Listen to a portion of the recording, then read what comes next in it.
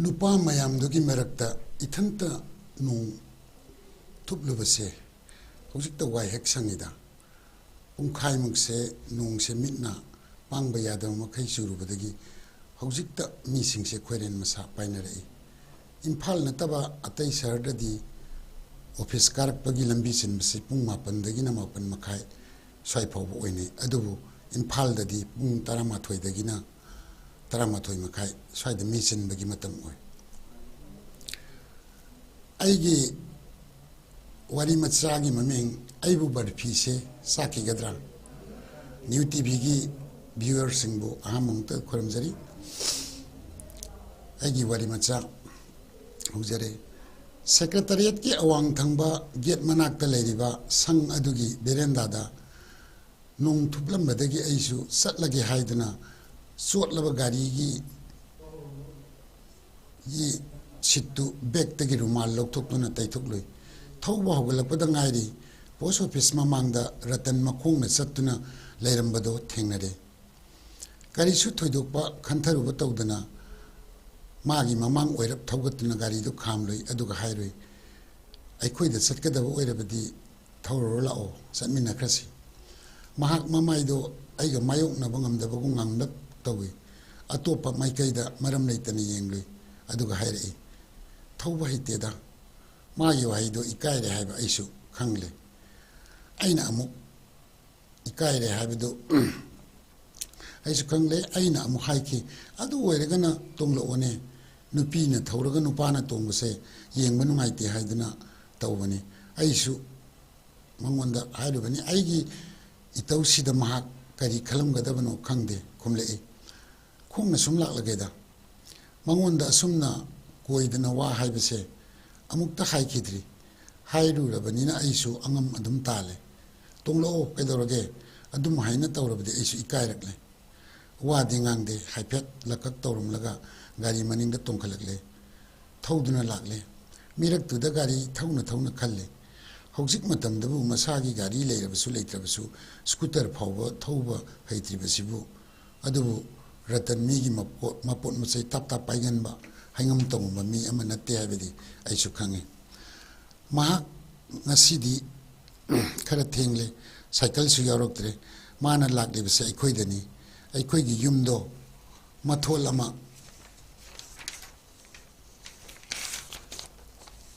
सागतपदुदा जुगाली ओइना थबक यावबनी असुक नहा ओइरिबा माना इकाइकी हुंदोक्तुना हजिरा सुब चटलिबा असिनदी फिभम चाद्रबा लाइरबा इमुंगी मचा मसु सोइदना ओइरमगनी हाइबा असि खक्तनी अइना माबु खंगलिबा लाइक लाइसु तमदुना केना नाना लैगदब मतम असिदा मागी पोखम लानबदगी मपुनसी से माहौ इयाउ याउदना नहा ओइबगी नुंगाइबा मसक खंगदना लोइख्रगनी खल्लुबदा पामुई मसक फजरिबा असिगा मराइबा असिगा कयादा लामनख्रबनो अनि से खरदंग नक्सिनरमलबदी महाक इनखलकलिबा नुपी ओइबिसिंगी मफमदा कयादा ममल्यामलमगदबनो मागी नोंदमबसिना माबु कयादा यंथिबिख्रबा गाड़ी दी लेप्तना थौरकपनिना युम योक्सिलकले करीमत्ता हाइरंबा तौदना मागी थबक सुनना होनखरे पाबुंग दिल्ली की all India institute of medical science ता अबोकी अनाबा येंबा चटखिबनी था अमा फाजिलकले तांग 5 दा इम्फाल दा थुंगलरगनी हाइदना तौरक टेलीग्राम अदु येंगना ड्राइंग रूम दा असुम फमले ngasiगी नोंग थिली थिली चुबा वेदर असिना हौखिबा लंबीदा नोंग नंखिबा नुमित अदुगी थौदोक्तु मम्मी सामी निंगसिंग हले सममनबा वाहंग अमदी इथंता हंगली करिगिनो आइना मरम इचा सादना इथंता थमोइदा रतनबु विक्रमगा हेक हेक चांगदमनरिबा मखोय अनिगी मरक्तदी अचौबा खेनबा अमा लैरिबनी विक्रम दी कॉलेज तमलिबनी फजरबा फ्यूचर प्रोस्पेक्ट अमगा लोइनना अदुगा माना लाइरिक लाइसु तंबगी महुत्ता मपांगलना सुदुना सेल तालिबा मेनी महाक्ति असुमना हाते हाते तांदुना हिंगबा सोइदना ओइगनी ओइफमसु थोकपनी माना थबक सुबदा तोंगलिबा cycle अदुदी तोंगबदी लाइरदना थोंगाल फावबा इंथोकपदा इकाइरबा गारिनी asuk hantana hingliba magi wakhalna Bikram gi nungairaba wakhalda tawriba ingonda apanba hek hek piribasi mahaki apanba hek hek piriba mahaki phajaba masak ingba tap asinadi kaiduna saba yabasu natte mahak yenglaga sara henduna leiba yabasu natte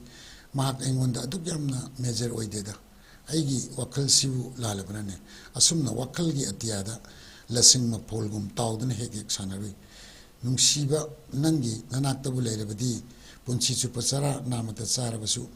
penjarage hainaba lei wahi singse upanyasta dramada phajabani mado tasengna practical oina satharaklabadi nungaigadaba mande sara namata saraba protein carbohydrate ningthina phangdaba chinjak sarabadi sairung tarakani kuchi umang chilakani yang kangsilakani loinana nungsibasu thamoidagi mangkhiba yai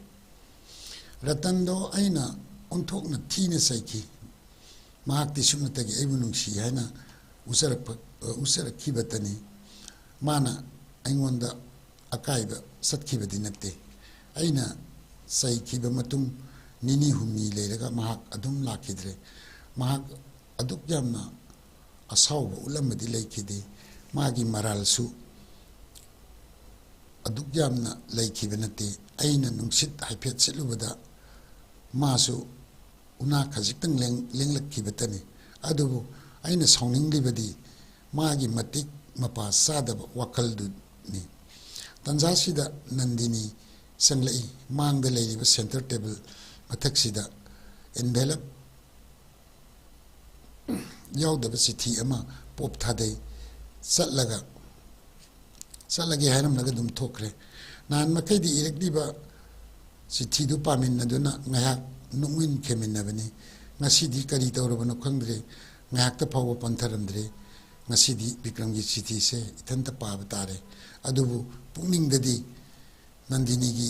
matawduna chingnaba amadi aingonda phawhale ngaingam dana prapra chithi du phakto iramliba wahaidu yamna tele uma nangonda sauna lankhiba amale mamangda nangonda su karimata khangan khidre ayhak hallamanna haibe indaba yadaba matang amu oire ai luhongba tare nupido pabungba tinaba amagi machane amukta ukhidri adubu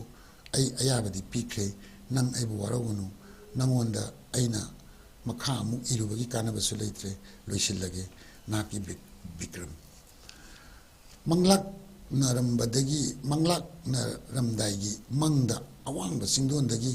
aruba lokchapta kokmai khangdaw makai leiduna tarakpagum pakhatlaba igi isel amana haksangi mapum kuding sinthungna senkibagum tawrakhi thangnaba mikupta asawba amana igi haksang punamak upsinkibagum tawrakhi phamliba sofaduda tawpham khangduna longna ngatharubada siling pakna theliba Michael Jackson na aingonda yengnaga kalap pena noklibadu urubada hena sauninglaki asangba soramatang hondoktuna luktharakpada thongnawda lamna uki ratanna get manakta rikshodagi kumtharakpado ngasidi taru tanali maithongdo makalami polythene chekhaw amasu yali parap sanglai awang thangba nakalomda sangkhibado mathakta thabak suribasing asigi manaktani haiba ai chukangi akhak araw nungju maraksida loktang sang amadi lamna ure wakhalgi irei amada leisinduna ngahak luplui ngahakki mamangda aigi romeo oiramba Bikrambu thamoida singnabagi inot ama laklibase kanagi mateng lauraga singna sige khalai ratanni mateng laurage khalakle adubu mangonda haiba ngamkhigedra ikai ki punamak hundoktuna haijage khalle asumna wakhal ase sanainari headmistress mama tombido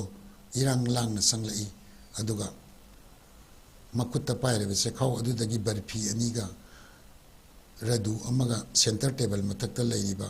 khabar adigi matakka thammi aina hange mama kadai dagino mamana leirak libra khumlai mamana natte koigida thabak suba yawba ratando mana leirak pani wahaiduda hena saning poklakle mamana makhatar honaba kan khraba ngani ꯊꯕꯛ ꯑꯃ ꯐꯪꯂ ꯃꯥꯜꯂꯦ ꯑꯗꯨꯗ ꯑꯩꯈꯣꯏ ꯏꯔꯛ ꯇꯤꯟꯕ ꯐꯪꯂꯔꯣꯏ ꯍꯥꯏꯗꯨꯅ ꯎꯅꯕ ꯂꯥꯛꯂꯤꯕꯅꯤ ꯑꯩ ꯉꯛꯅ ꯍꯪꯈꯤ ꯃꯥꯕꯨ ꯂꯥꯏꯔꯤꯛ ꯀꯌꯥꯝ ꯇꯝꯍꯧꯕꯒꯦꯅꯦ ꯃꯥꯃꯅ ꯈꯨꯝꯂꯛꯏ ꯂꯥꯏꯔꯤꯛꯀꯤꯗꯤ ꯌꯧꯅ ꯇꯝꯂꯕꯅꯤꯗ MA ꯇꯝꯂꯤꯕꯅꯤ ꯍꯥꯏꯗꯨꯅ ꯇꯧꯈꯤꯕꯅꯤ ꯂꯣꯏꯕ꯭ꯔꯥ ꯂꯣꯏꯗꯕ꯭ꯔꯥ ꯍꯥꯏꯕꯗꯨꯗꯤ ꯈꯪꯗ꯭ꯔꯦ ꯑꯩ ꯄꯨꯛꯅꯤꯡꯗ ꯇꯁꯦꯡꯅ ꯂꯥꯡꯇꯛꯅꯕ ꯑꯃ ꯐꯥꯎꯈꯤ ꯑꯩꯅ ꯍꯪꯈꯤ ꯀꯔꯤ ꯊꯕꯛꯅꯤ ꯍꯥꯏꯒꯦ ꯃꯥꯃ ꯈꯪꯗꯦꯗ ꯍꯥꯏꯕꯒ ꯊꯣꯛꯇꯦꯗ MCS ꯍꯥꯏꯕ꯭ꯔꯥ ꯀꯔꯤꯅꯣ ꯑꯗꯨ ꯐꯪꯕꯅꯤ ꯍꯥꯏ ꯃꯔꯤꯟ ꯄꯥꯟꯈ꯭ꯔꯕ ꯑꯉꯥꯡꯅꯤ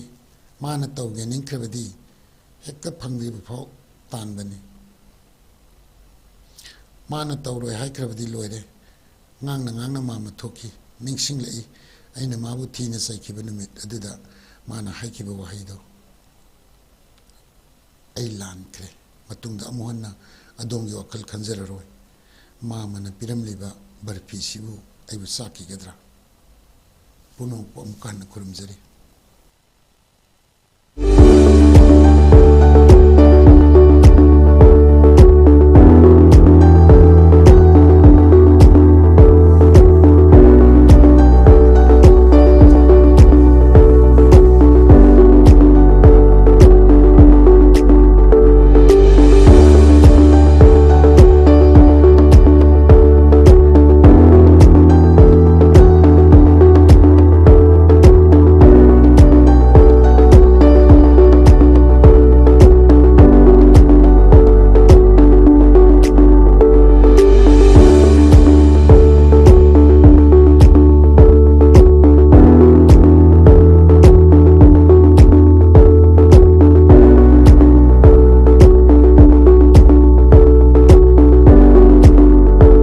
40 years of trusted diagnostic service, Babina Diagnostics.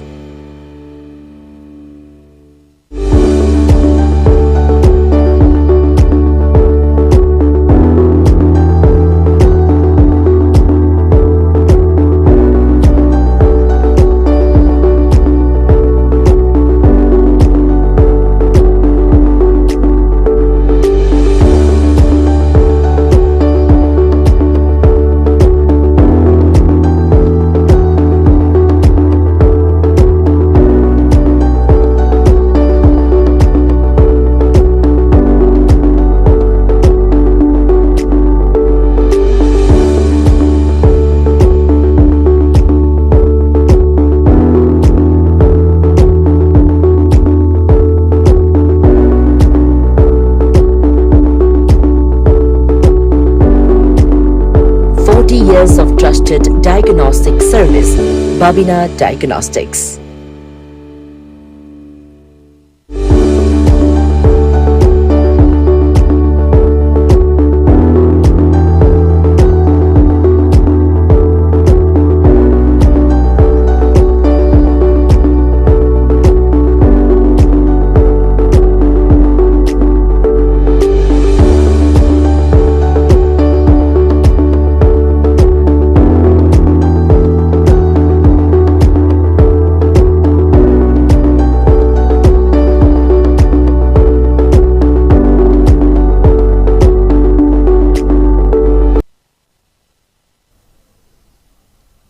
Makha lekaida leibiramba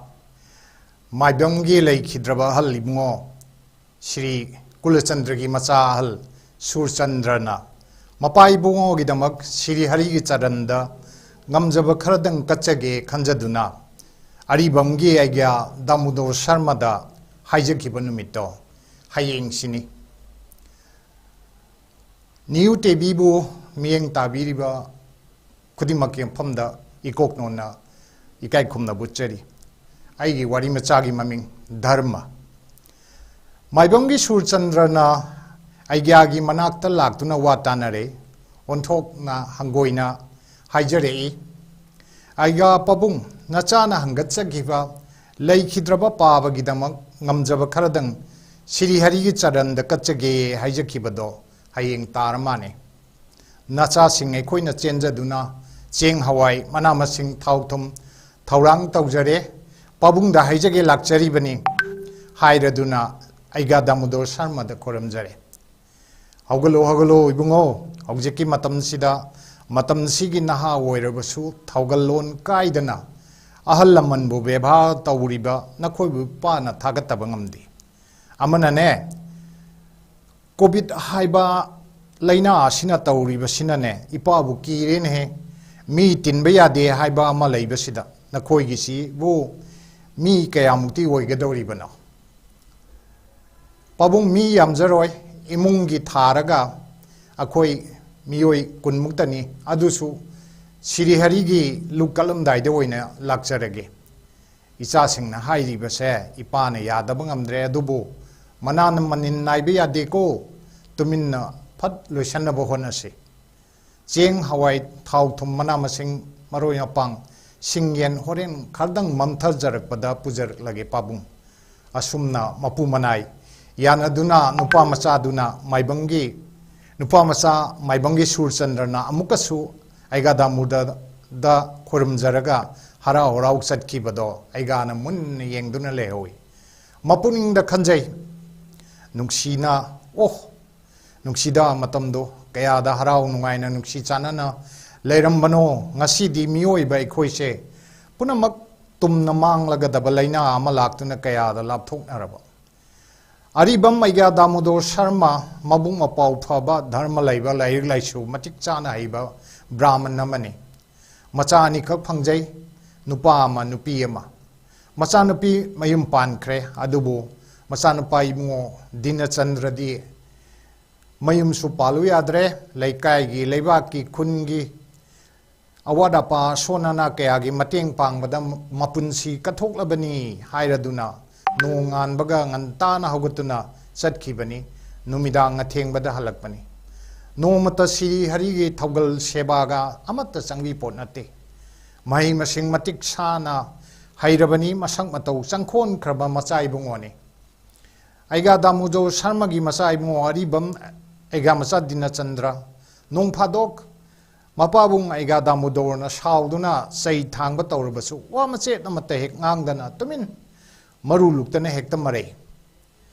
ꯑꯌꯨꯛꯇꯣ ꯌꯦꯡꯈꯣꯡ ꯑꯍꯥꯟꯕꯗ ꯍꯧꯒꯠꯇꯨꯅ ꯑꯩꯒꯥ ꯏꯕꯨꯡꯉꯣ ꯗꯥꯃꯣꯗꯣꯔ ꯏꯔꯨ ꯃꯥꯏꯊꯖꯕ ꯂꯣꯏꯁꯜꯂꯦ ꯏꯃꯥ ꯏꯕꯦꯝꯃ ꯊꯧꯔꯥꯅꯤ ꯏꯕꯦꯝ ꯄꯤꯁꯛꯁꯨ ꯃꯍꯥꯃꯟꯗꯣꯞ ꯁꯦꯡꯗꯣꯛꯆꯔꯦ ꯁꯤꯔꯤ ꯃꯟꯗꯤꯔ ꯑꯃꯁꯨꯡ ꯄ꯭ꯔꯁꯥꯗꯤ ꯍꯧꯐꯝ ꯋꯥꯂꯧꯁꯪꯒꯁꯤꯡꯗꯣ ꯋꯥꯏꯔꯣꯝ ꯐꯖꯅ ꯇꯩꯊꯣꯛꯄ ꯂꯣꯏꯖꯔꯦ ꯑꯍꯜ ꯃꯇꯝ ꯑꯣꯏꯔꯕꯁꯨ ꯏꯃꯥ ꯊꯧꯔꯥꯅꯤ ꯏꯕꯦꯝ ꯄꯤꯁꯛ ꯁꯤꯔꯤ ꯍꯔꯤꯒꯤ ꯊꯧꯒꯜ ꯁꯦꯕꯥꯗ ꯑꯋꯥꯕ ꯂꯩꯖꯗꯦ ꯍꯦꯟꯅ ꯑꯗꯨꯝ ꯀꯟꯈꯠꯂꯤ ꯃꯁꯥꯗꯣ ꯍꯥꯏ ꯃꯃꯥ ꯊꯧꯔꯥꯅꯤ ꯊꯦꯡꯈ꯭ꯔꯅꯤ ꯉꯔꯥꯡꯒꯤ ꯃꯥꯏꯕꯝꯒꯤ ꯑꯉꯥꯡꯁꯤꯡꯅ ꯄꯨꯔꯛꯂꯝꯕ ꯆꯦꯡ ꯍꯋꯥꯏ ꯊꯥꯎ ꯊꯨꯝ ꯃꯅꯥ ꯃꯁꯤꯡ ꯄꯨꯝꯅꯃꯛꯇꯣ ꯄꯨꯊꯣꯔꯛꯂꯣ ꯃꯇꯝꯁꯦ ꯈꯪꯍꯧꯔꯣꯏꯀꯣ ꯑꯍꯣꯏ ꯑꯩꯒ꯭ꯌꯥ ꯅꯅꯥꯏ ꯑꯩ ꯇꯞꯅ ꯇꯞꯅ ꯄꯨꯊꯣꯛꯆꯔꯛꯂꯒꯦ ꯏꯃꯥ ꯊꯧꯔꯥꯅꯤ ꯀꯣꯏꯆꯦꯟ ꯆꯦꯟꯖꯩ ꯐꯔꯦ ꯈꯔ ꯉꯟꯅ ꯍꯣꯠꯅꯁꯤ ꯍꯥꯏꯅ ꯇꯧꯕꯅꯤ ꯃꯣꯏ ꯃꯥꯏꯕꯝꯒꯤ ꯀꯥꯡꯕꯨꯗꯨꯁꯨ ꯉꯜꯂꯤꯉꯩꯁꯤꯗ ꯂꯥꯛꯂꯕꯗꯤ ꯐꯗꯧꯅꯤꯁꯦ ꯃꯇꯣꯝꯇ ꯃꯨꯔꯨꯝ ꯁꯣꯟꯖꯩ ꯒ꯭ꯌꯥꯅ ꯑꯁꯨꯝꯅ ꯑꯩꯒꯥ ꯏꯕꯨꯡꯉꯣ ꯗꯥꯃꯣꯗꯣꯔ ꯁꯤꯔꯤ ꯍꯔꯤꯒꯤ ꯊꯧꯒꯜꯒꯤꯗꯃꯛ ꯑꯋꯥꯠ ꯑꯄꯥ ꯀꯣꯏꯆꯠ ꯆꯠꯂꯒ ꯌꯦꯡꯖꯗꯨꯅ ꯏꯃꯥ ꯊꯧꯔꯥꯅꯤꯕꯨ ꯉꯥꯏꯔꯤ ꯍꯥꯏ ꯃꯃꯥ ꯀꯩꯗꯧꯔꯤꯕꯒꯅꯦ ꯍꯧꯖꯤꯛ ꯐꯥꯎꯕ ꯊꯣꯛꯂꯛꯇ꯭ꯔꯤꯁꯤꯕꯣ ꯃꯥꯏꯕꯝꯒꯤ ꯀꯥꯡꯕꯨꯗꯨꯁꯨ ꯌꯧꯔꯛꯇ꯭ꯔꯦ ꯃꯇꯝꯁꯦ ꯊꯦꯡꯈ꯭ꯔꯅꯤꯗ ꯑꯁꯨꯝꯅ ꯑꯩꯒ꯭ꯌꯥꯅ ꯍꯥꯏꯔꯤꯉꯩ ꯇꯟꯖꯥꯗꯨꯗ ꯏꯃꯥ ꯊꯧꯔꯥꯅꯤ ꯏꯕꯦꯝ ꯄꯤꯁꯛꯇꯣ ꯇꯐꯤꯡ ꯍꯦꯛ ꯆꯦꯟꯊꯣꯔꯛꯇꯨꯅ ꯏꯄꯥ ꯍꯦꯛ ꯄꯥꯈꯠꯅ ꯑꯩꯒꯥ ꯗꯥꯃꯣꯗꯣꯔꯒꯤ ꯃꯥꯡꯗ ꯃꯔꯨ ꯂꯨꯛꯂꯞꯅ ꯂꯦꯞ ꯂꯩ ꯑꯩꯒꯥ ꯏꯕꯨꯡꯉꯣ ꯅꯅꯥꯏ ꯑꯩꯕꯨ ꯏꯃꯥ ꯏꯕꯦꯝꯃ ꯊꯧꯔꯥꯅꯤ ꯏꯕꯦꯝ ꯄꯤꯁꯛ ꯃꯁꯥꯒꯗꯨ ꯊꯛ ꯍꯦꯛ ꯅꯤꯛꯏ ꯋꯥ ꯃꯈꯥ ꯇꯥꯕ ꯉꯝꯗ꯭ꯔꯦ ꯍꯥꯏ ꯃꯃꯥ ꯊꯧꯔꯥꯅꯤ ꯀꯔꯤ ꯇꯧꯔꯕꯒꯦꯅꯦ ꯅꯪꯕꯨ ꯋꯥꯗꯨ ꯃꯈꯥ ꯇꯥꯔꯛꯎꯅꯦ ꯑꯩꯒꯥ ꯗꯥꯃꯣꯗꯣꯔꯅ ꯈꯣꯟꯖꯦꯜꯗꯣ ꯈꯔ ꯀꯜꯂꯝꯅ ꯂꯥꯎꯔꯛꯄꯗꯨꯗ ꯈꯨꯝꯗꯕ ꯌꯥꯗ꯭ꯔꯕ ꯊꯧꯔꯥꯅꯤ ꯃꯁꯥꯗꯨ ꯍꯨꯃꯥꯡ ꯀꯥꯅ ꯅꯤꯛꯂꯗꯨꯅ ꯑꯩꯒ꯭ꯌꯥ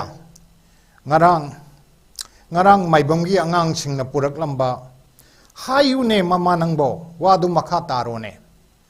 ꯑꯩꯒ꯭ꯌꯥꯕꯨ ꯀꯤꯕꯅ ꯃꯈꯣꯟ ꯊꯣꯛꯇ꯭ꯔꯕ ꯏꯃꯥ ꯊꯧꯔꯥꯅꯤꯅ ꯃꯄꯤ ꯇꯥꯔꯗꯨꯅ ꯃꯊꯧꯅꯥ ꯄꯨꯝꯕ ꯈꯣꯝꯖꯤꯜꯂꯒ ꯍꯥꯏꯔꯛꯏ ꯑꯩꯒ꯭ꯌꯥ ꯉꯔꯥꯡꯒꯤ ꯃꯥꯏꯕꯝꯒꯤ ꯑꯉꯥꯡꯁꯤꯡꯅ ꯄꯤꯔꯝꯕ ꯆꯦꯡ ꯍꯋꯥꯏ ꯊꯥꯎ ꯊꯨꯝꯒꯗꯣ ꯑꯃꯠꯇ ꯂꯩꯔꯝꯗ꯭ꯔꯦꯅꯦ ꯑꯩꯒ꯭ꯌꯥ ꯑꯁꯤ ꯍꯥꯏꯔꯒ ꯏꯃꯥ ꯊꯧꯔꯥꯅꯤꯗꯤ ꯂꯦꯞꯄ ꯉꯝꯗ꯭ꯔꯗꯨꯅ ꯐꯝꯊꯈ꯭ꯔꯦ ꯋꯥꯐꯝꯗꯨ ꯇꯥꯕꯗ ꯉꯛꯄꯒ ꯁꯥꯎꯅꯤꯡꯕꯒꯅ ꯃꯩ ꯍꯧꯔꯕ ꯑꯩꯒ꯭ꯌꯥꯅ ꯀꯔꯤꯅꯣꯅꯦ ꯍꯥꯏꯔꯤꯁꯤꯕꯣ ꯃꯤꯒꯤ ꯏꯁꯣꯔꯗ ꯀꯠꯀꯗꯕ ꯄꯣꯠ ꯆꯩꯁꯤꯡꯗꯨꯕꯨ ꯂꯩꯔꯝꯗ꯭ꯔꯦ ꯍꯥꯏꯔꯒ ꯍꯦꯛꯇ ꯌꯥꯒꯗ꯭ꯔꯅꯦ ꯃꯥꯏꯕꯝꯒꯤ ꯀꯥꯡꯕꯨꯗꯣ ꯌꯧꯔꯛꯂꯕꯗꯤ ꯑꯩꯈꯣꯏꯕꯨ ꯆꯣꯞꯄ ꯇꯥꯔꯦꯅꯦ ꯇꯧꯔꯤꯁꯤꯕꯣ ꯃꯃꯥ ꯅꯍꯥꯛꯅ ꯊꯝꯕꯗ ꯃꯐꯝꯒ ꯑꯣꯟꯅꯕ꯭ꯔꯥ ꯍꯥꯏꯕꯅꯤꯅꯦ ꯑꯩꯒ꯭ꯌꯥ ꯃꯐꯝ ꯑꯣꯟꯅꯕ ꯅꯠꯇꯦ ꯇꯁꯦꯡꯅ ꯂꯩꯔꯝꯗ꯭ꯔꯕꯅꯤ ꯍꯥꯏ ꯅꯍꯥꯛꯀꯤ ꯅꯆꯥꯅꯨꯄꯥ ꯃꯍꯥꯄꯥꯄꯤꯗꯨ ꯀꯗꯥꯏꯗ ꯆꯠꯈ꯭ꯔꯦ ꯃꯍꯥꯛ ꯂꯩꯕ꯭ꯔꯥ ꯃꯩ ꯍꯧꯔꯕ ꯑꯍꯜ ꯃꯇꯝ ꯑꯣꯏꯔꯛꯂꯕ ꯑꯩꯒ꯭ꯌꯥ ꯏꯕꯨꯡꯉꯣ ꯗꯥꯃꯣꯗꯣꯔꯅ ꯁꯥꯎꯕꯅ ꯍꯥꯏꯍꯩꯗ꯭ꯔꯕ ꯋꯥ ꯐꯥꯎꯕ ꯍꯥꯏꯔꯛꯂꯕ ꯃꯇꯝꯗꯨꯗ ꯃꯆꯥ ꯏꯕꯨꯡꯉꯣ ꯑꯩꯒ꯭ꯌꯥ ꯃꯆꯥ ꯗꯤꯅꯆꯟꯗ꯭ꯔ ꯀꯗꯣꯝꯗꯒꯤꯅꯣ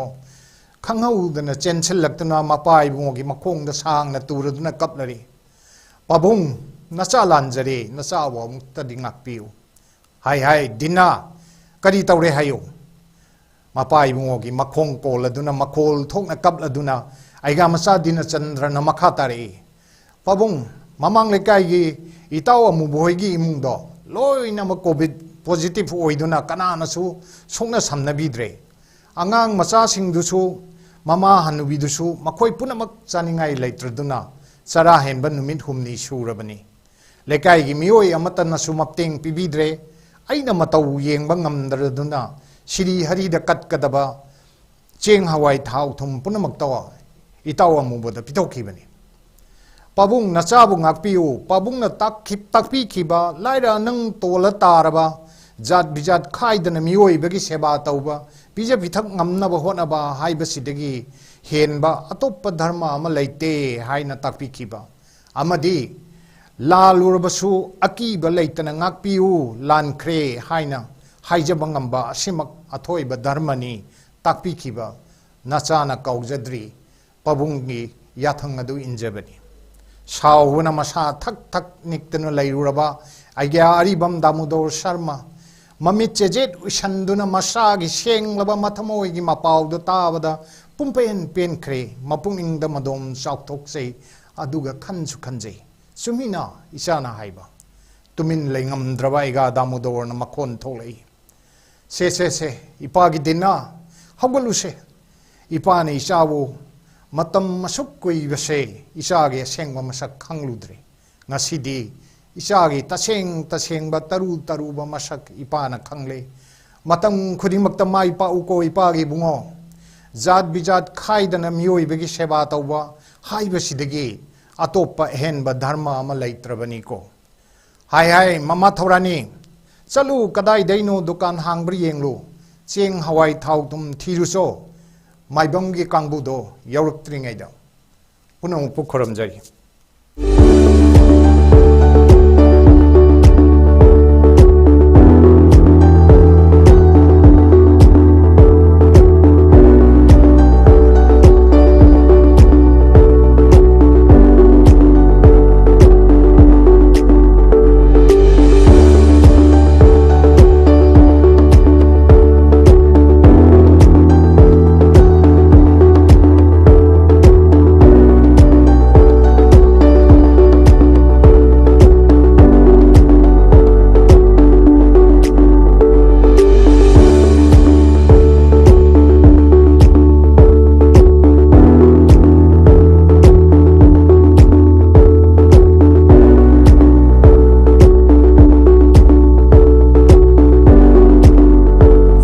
Years of trusted diagnostic service, Babina Diagnostics.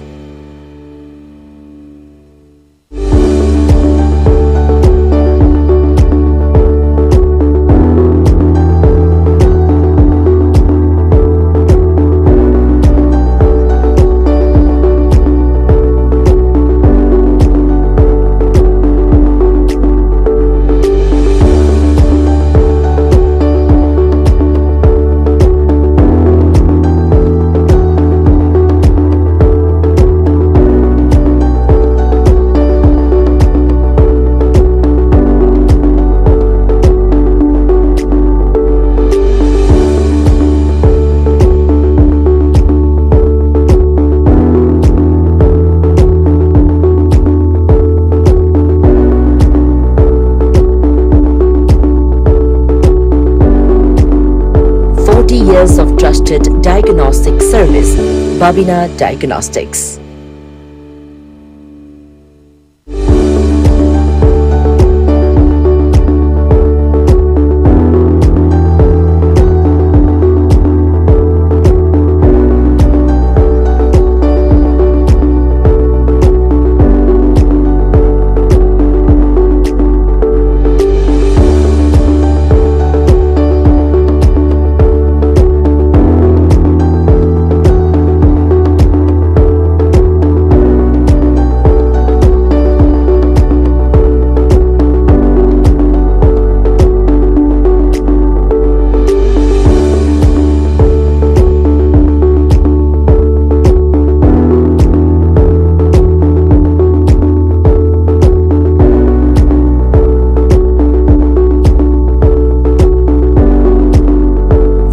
years of trusted diagnostic service, Babina Diagnostics.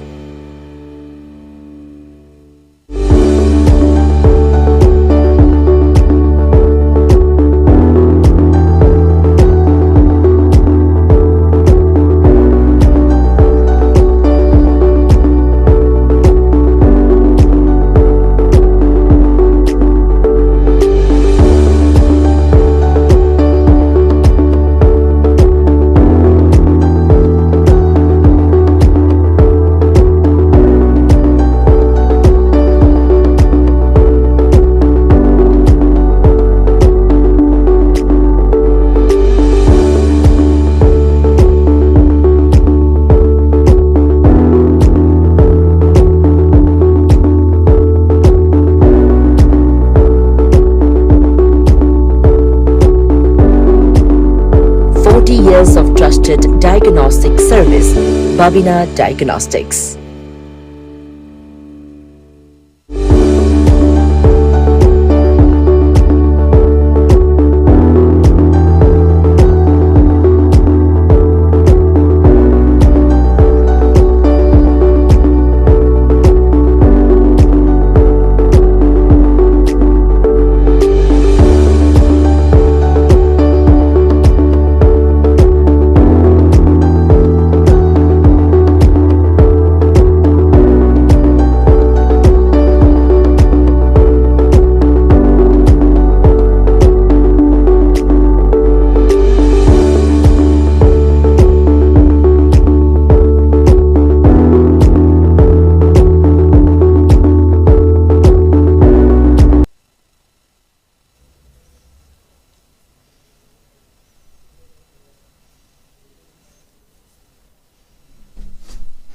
Isang kuinsang eh.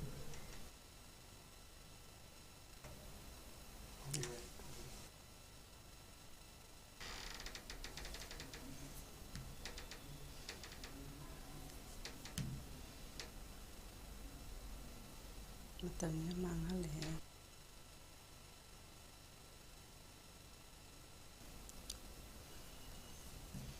News TV channel bu yang biri ba mayam punamaku kai kumna bu chari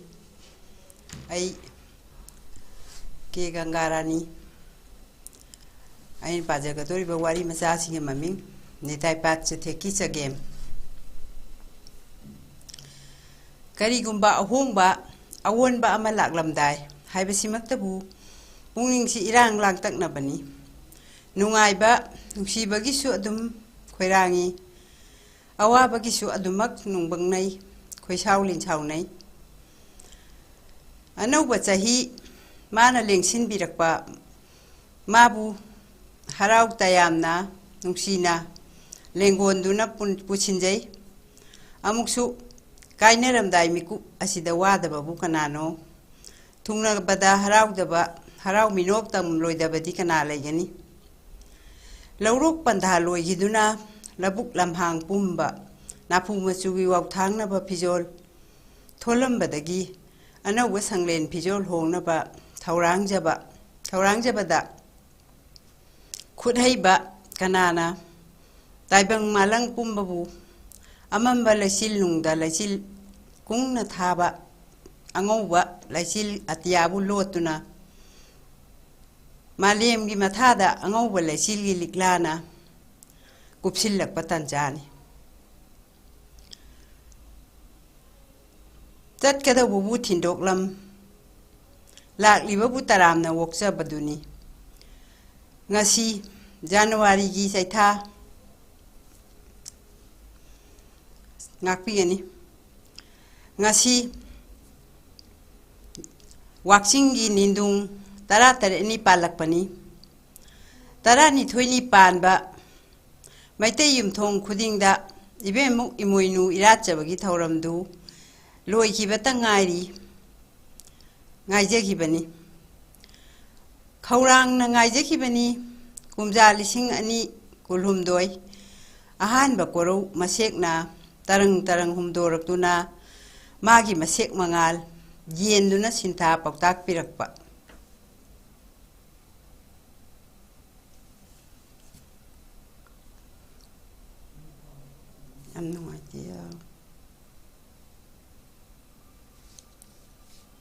ꯄꯥꯎꯇꯥꯛ ꯄꯤꯔꯛꯄ ꯃꯤꯀꯨꯞ ꯑꯗꯨꯕꯨ ꯐꯪꯈꯤꯗꯦ꯫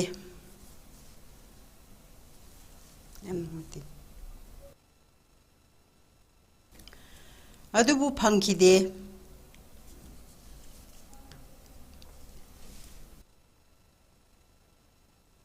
ꯈꯣꯡꯍꯧ ꯊꯦꯡꯅ ꯂꯥꯛꯈꯤ꯫ ꯀꯨꯝꯁꯤ ꯀꯨꯝꯖꯥꯒꯤ ꯑꯍꯥꯟꯕ ꯀꯣꯔꯧꯗꯨ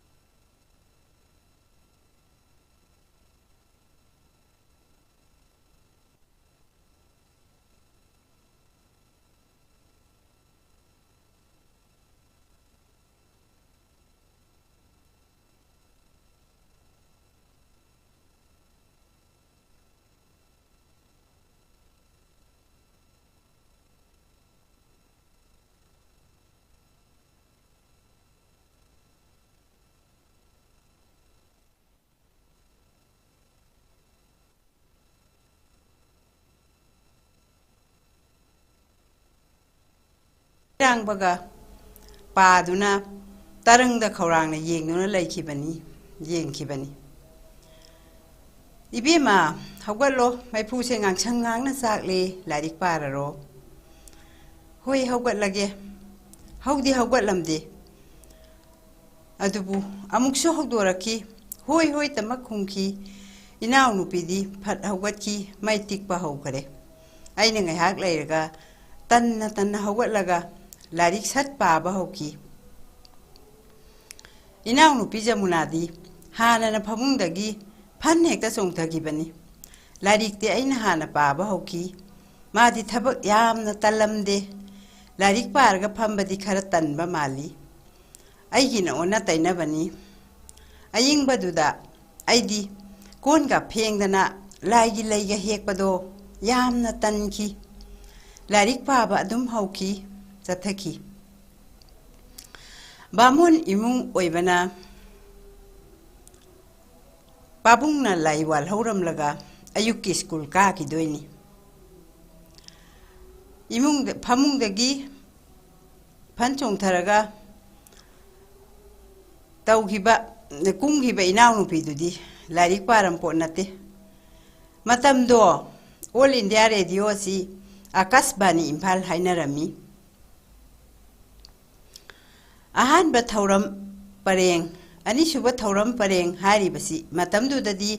ꯑꯍꯥꯟꯕ ꯑꯙꯤꯕꯦꯁꯟ, ꯑꯅꯤꯁꯨꯕ ꯑꯙꯤꯕꯦꯁꯟ ꯑꯁꯨꯝꯅ ꯍꯥꯏꯅꯔꯝꯃꯤ꯫ ꯑꯍꯥꯟꯕ ꯊꯧꯔꯝ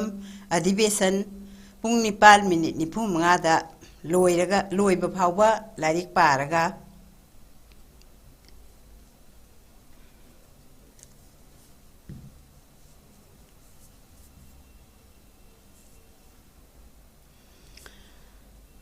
ꯑꯗꯩꯗꯤ ꯊꯛ ꯍꯧꯒꯠꯂꯒ ꯏꯔꯨꯖꯝ ꯆꯥꯏꯊꯔꯒ ꯂꯥꯏ ꯋꯥꯜꯍꯧꯁꯪꯗꯒꯤ ꯂꯥꯏꯒꯤ ꯂꯥꯏꯔꯨꯛ ꯑꯀꯠꯄꯗꯨ ꯄꯨꯁꯜꯂꯤ꯫ ꯑꯗꯨꯗꯒꯤ ꯑꯩꯒꯤ ꯁꯔꯨꯛ ꯈꯔ ꯆꯥꯔꯒ ꯆꯦꯟꯅ ꯁ꯭ꯀꯨꯜꯗ ꯆꯠꯈꯤ꯫ ꯏꯃꯥꯟꯅꯕꯤꯁꯤꯡꯅ ꯍꯥꯟꯅ ꯉꯥꯏꯗꯨꯅ ꯂꯩꯔꯒ ꯑꯩꯒ ꯆꯠꯃꯤꯟꯅꯩ꯫ ꯑꯩꯅ ꯈ꯭ꯋꯥꯏꯗꯒꯤ ꯑꯉꯥꯡ ꯑꯣꯏꯈꯤꯕꯒꯤꯅꯤ꯫ ꯈꯣꯡꯅꯅꯤ ꯇꯝꯐꯥꯁꯅꯥ ꯒꯥꯔꯜꯁ ꯁ꯭ꯀꯨꯜ ꯇꯝꯅ ꯆꯠꯂꯤ, ꯈꯣꯡꯅ ꯍꯜꯂꯛꯅꯩ꯫ ꯑꯁꯨꯝꯅ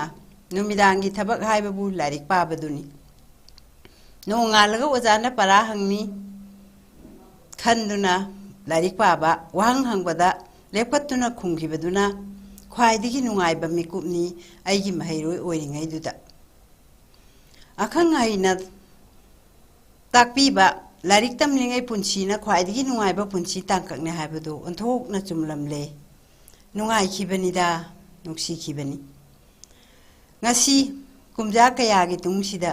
ꯅꯨꯡꯊꯤꯜ ꯃꯃꯩ ꯑꯣꯏꯔꯛꯂꯕ ꯄꯨꯟꯁꯤꯒꯤ ꯂꯝꯕꯤꯁꯤꯗ ꯑꯅꯧꯕ ꯆꯍꯤ ꯍꯧꯕ ꯑꯃ ꯉꯁꯤ ꯏꯆꯥꯁꯤꯡꯒꯤ ꯅꯨꯡꯉꯥꯏ ꯍꯔꯥꯎꯕꯁꯦ ꯂꯥꯡꯂꯤꯕ ꯃꯌꯥꯝ ꯃꯔꯛꯁꯤꯗ ꯃꯤꯠꯃꯥꯡꯗ ꯆꯣꯡꯊꯣꯔꯛꯏ ꯑꯩꯒꯤꯁꯨ ꯃꯇꯝ ꯑꯃ ꯂꯩꯔꯝꯃꯤ ꯍꯥꯏꯗꯨ ꯈꯜꯂꯨꯔꯒ ꯄꯨꯛꯅꯤꯡꯗ ꯆꯤꯛ ꯆꯤꯛ ꯂꯥꯎꯕ ꯍꯥꯏꯐꯝ ꯈꯪꯗꯕ ꯋꯥꯔꯤ ꯑꯃꯗꯨꯝ ꯑꯣꯏꯈ꯭ꯔꯦ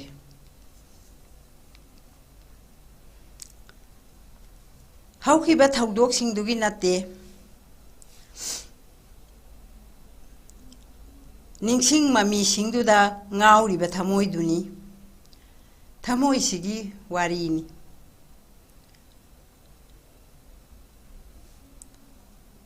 ꯀꯨꯝꯖꯥ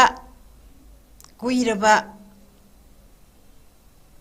1940ꯒꯤ ꯑꯍꯧꯕ ꯆꯍꯤꯒꯤ ꯅꯨꯃꯤꯠ ꯑꯩꯈꯣꯏ ꯃꯌꯥꯝ ꯑꯩꯈꯣꯏ 5-6ꯅꯤ ꯕꯤꯁꯦꯁꯣꯔꯤ ꯕꯤꯅꯣꯇꯥ ꯇꯔꯨꯅꯤ ꯑꯃꯗꯤ ꯃꯤꯡꯕꯨ ꯀꯥꯎꯈ꯭ꯔꯦ ꯕꯤꯁꯦꯁꯣꯔꯤ ꯍꯣꯏꯗ ꯑꯩꯈꯣꯏ ꯄꯨꯜꯂꯒ ꯍꯥꯏꯗꯣꯔꯛꯈꯤꯕꯅꯤ ꯀ꯭ꯋꯥꯀꯩꯊꯦꯜ ꯂꯝꯕꯤꯗ ꯋꯥꯈꯜ ꯋꯥꯍꯦꯡ ꯂꯩꯀꯥꯏꯗꯒꯤ ꯑꯩꯈꯣꯏ ꯂꯥꯏꯔꯤꯛ ꯉꯥꯛꯄꯤꯒꯅꯤ ꯑꯩꯈꯣꯏ ꯁꯥꯏꯀꯜ ꯑꯃꯃꯝ ꯊꯧꯅꯔꯒ ꯂꯥꯛꯈꯤꯕꯅꯤ ꯁꯥꯏꯀꯜꯗꯨ ꯃꯔꯤ ꯑꯃꯅ ꯉꯥꯡꯉꯤ ꯑꯃꯅ ꯇꯥꯗꯦ ꯋꯥꯔꯤ ꯁꯥꯗꯨꯅ ꯅꯤꯇꯥꯏ ꯄꯥꯠꯆꯨꯊꯦꯛ ꯀꯩꯁꯥꯝꯄꯥꯠ ꯇꯝꯂꯛꯏ ꯄꯨꯝꯅꯃꯛ ꯍꯧꯖꯤꯛꯇ ꯇꯧꯕꯒꯨꯝ ꯎꯔꯤ ꯑꯦꯀꯥ ꯒꯥꯔꯤ ꯊꯧꯅ ꯉꯥꯡꯅ ꯑꯃꯠꯇ ꯋꯥ ꯇꯥꯅꯗꯦ ꯑꯃꯅ ꯉꯥꯡꯕ ꯑꯃꯅ ꯇꯥꯅꯗꯦ ꯄꯪꯅꯣꯛꯇ ꯅꯣꯛꯏ ꯄꯪꯍꯤꯗ ꯍꯤꯒꯠꯅꯩ ꯃꯇꯝꯗꯣ ꯑꯣ ꯑꯩ ꯉꯁꯥꯏ ꯃꯈꯩ ꯀꯥꯎꯔꯤꯕꯗꯣ ꯏꯕꯦꯝ ꯐꯤꯁꯛ ꯑꯣꯏꯔꯝꯂꯦ ꯈꯪꯍꯧꯗꯦ ꯀꯩꯁꯥꯝꯄꯥꯠ ꯂꯥꯟꯊꯣꯛꯀꯗꯕ ꯒꯕꯔꯅꯔꯒꯤ ꯃꯃꯥꯡ ꯏꯍꯥꯡ ꯍꯥꯡꯕ ꯒꯣꯂꯥꯏ ꯂꯩꯁꯤꯜꯂꯛꯄꯗꯨꯗꯅꯤ ꯁ꯭ꯇꯤꯜꯒꯤ ꯀꯥ 3 ꯌꯥꯎꯕ ꯇꯤꯐꯤꯟ ꯀꯦꯔꯤꯌꯔꯗꯨ ꯒ꯭ꯔꯣꯡꯒ꯭ꯔꯥꯡ ꯆꯦꯟꯊꯔꯛꯇꯨꯅ ꯅꯤꯇꯥꯏ ꯄꯥꯠꯆꯨꯊꯦꯛꯀꯤ ꯂꯝꯈꯥꯏ ꯖꯦꯜ ꯂꯝꯕꯤ ꯍꯥꯏꯖꯤꯟꯐꯝ ꯃꯅꯥꯛꯇꯨꯗ ꯃꯅꯤꯡꯂꯣꯝꯗ ꯑꯩꯈꯣꯏꯅ ꯊꯧꯔꯛꯂꯤꯕ ꯒꯥꯔꯤꯁꯤꯡ ꯑꯗꯨꯗꯒꯤ ꯆꯦꯟꯁꯤꯟꯈꯤꯗꯨꯅ ꯇꯝꯐꯥꯁꯅꯥ ꯁ꯭ꯀꯨꯜꯒꯤ ꯅꯥꯂꯥꯗ ꯑꯣꯟꯊꯔꯝꯒꯗꯕ ꯈꯤꯇ ꯉꯥꯏ ꯆꯦꯟꯁꯤꯟꯗꯨꯅ ꯈꯨꯒꯠꯂꯝꯗ꯭ꯔꯕꯗꯤ ꯁꯣꯏꯗꯅ ꯑꯣꯟꯊꯔꯝꯒꯅꯤ ꯉꯥꯏꯍꯥꯛꯇꯪꯗꯨꯗ ꯆꯦꯟꯈꯤꯗꯨꯅ ꯈꯨꯡꯒꯠꯅꯩ ꯑꯣ ꯆꯒꯦꯝꯄꯣꯝꯕ ꯅꯪ ꯌꯥꯎꯈꯤꯕ ꯀꯥꯈꯜꯗꯨ ꯆꯦꯟꯊꯗꯨꯅ ꯇꯥꯔꯛꯏ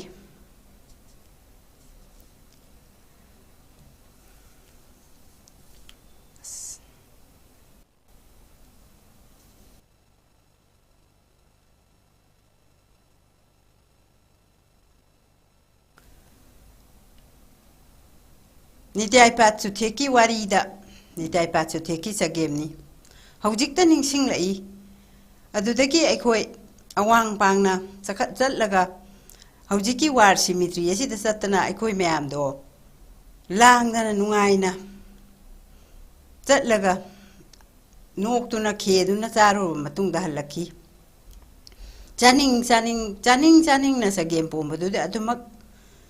ꯇꯪꯅꯈꯤꯗ꯭ꯔꯦ ꯍꯧꯖꯤꯛ ꯐꯥꯎꯕ ꯆꯒꯦꯝ ꯄꯣꯝꯕ ꯆꯥꯕ ꯈꯨꯗꯤꯡꯒꯤ ꯃꯗꯨꯒꯤ ꯅꯨꯃꯤꯠꯇꯣ ꯊꯧꯗꯣꯛꯇꯣ ꯅꯤꯡꯁꯤꯡꯅꯩ ꯃꯇꯝꯗꯣ ꯅꯤꯡꯁꯤꯡꯅꯩ ꯆꯍꯤ ꯍꯧꯕ ꯂꯥꯛꯄ ꯈꯨꯗꯤꯡꯒꯤꯁꯨ ꯑꯩꯈꯣꯏꯒꯤ ꯏꯃꯥꯟꯅꯕꯤ ꯃꯌꯥꯝꯗꯣ